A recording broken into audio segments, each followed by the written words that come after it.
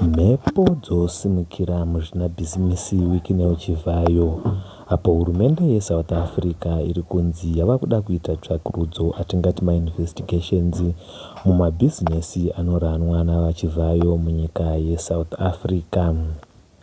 Tinokuchingamidzai pano paShiviro TV uye tinokutendai nekuramba makatitsigira kwamunoita nguva nenguva.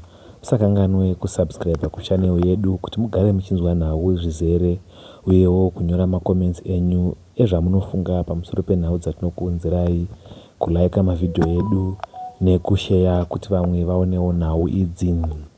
Topinda munhau yatinayo zvizere. Hurumende yeSouth Africa yotsidza kuita investigation mumabhizinesi avawiki neuchivhayo ayo ari muSouth Africa zvichitevera kushauta nekushamatata kwakaita vanhu apo vainyunyuta pamusoro pekuwanikwa kwavachivhayo patrip yakaitwa navaCyril Ramaphosa vachiuya kuzoona mutungamiri wenyika yeZimbabwe.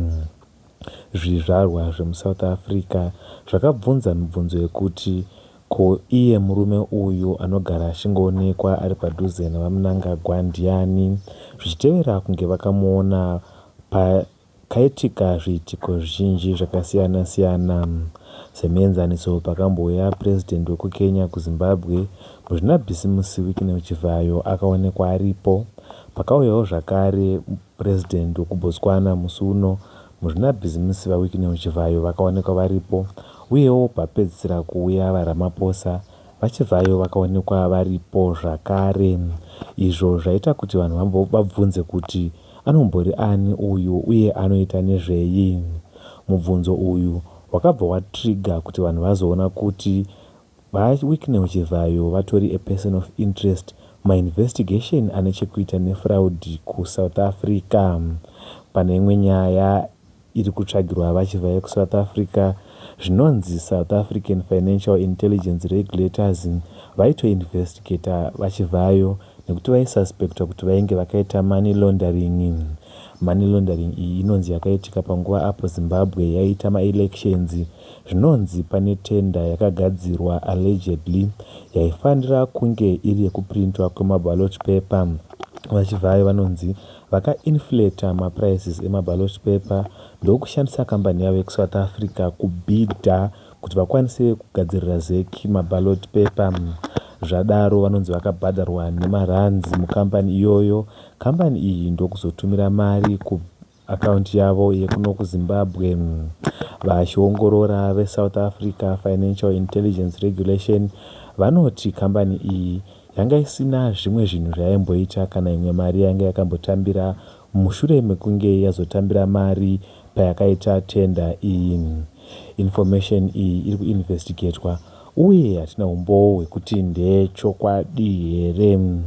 Asi kana iri yechokwadi zvoreva kuti vachivhayo vopinda parumananzombe nekuti bhizinesi ravo rinenge rava kuinvestigatwa zvinogona kuzoburitsa pachena zvimwe zvinhu zvanga zvisati zvaonekwa, nekuti kana investigation yakuitika vanhu vanotanga kufukunura twese.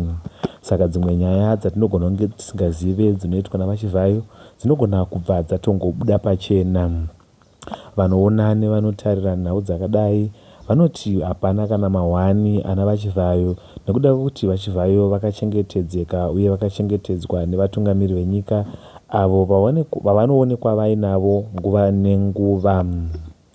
Uyewo vamwe vanotaurawo zvakare vanoti vachivhayo vangori nemari dzavo dzavanozvishandira zvakanaka.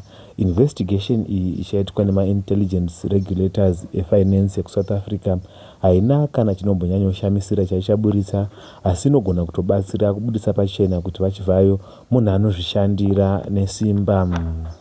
Vamwe vanotaura vanoti kuda kuonekera nekuda zvinhu kwaivo zvinabhisimusi chivhayo ndiko kwakonzeresa kuti vapinde panataisireva apa, nekuti dai vasina kuwanika pakushanya kwemutungamiri weSouth Africa vaCyril Ramaphosa zvichida dai vanhu vasina kumbobvira vatanga kutsvaga nezvavo.